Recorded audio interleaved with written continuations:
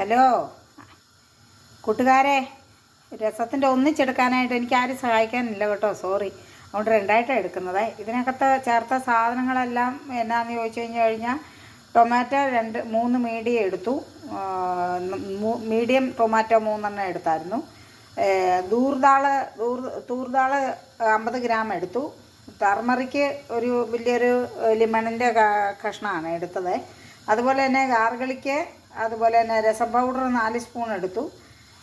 പിന്നെ വെളിച്ചെണ്ണ ഒഴിച്ചു. മസ്റ്റാർഡും, അതായത് കടുക്, red chilli, curry leaf, salt and tasty അതിനാവശ്യത്തിനുള്ളത് ഇട്ടു.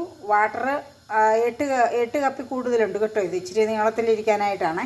എന്നിട്ട് ഇതെല്ലാം കൂടെ വാട്ടി പെറുക്കി വേവിച്ചതിന് ശേഷം പുളിവെള്ളം ഒഴിച്ചു. പുളിവെള്ളം ഒഴിച്ചതിന് ശേഷം അതിനകത്തേക്ക് നമ്മുടെ മല്ലിയിലയും ചേർത്ത് കേട്ടോ. അപ്പം നമ്മുടെ രസം ഇവിടെ റെഡി.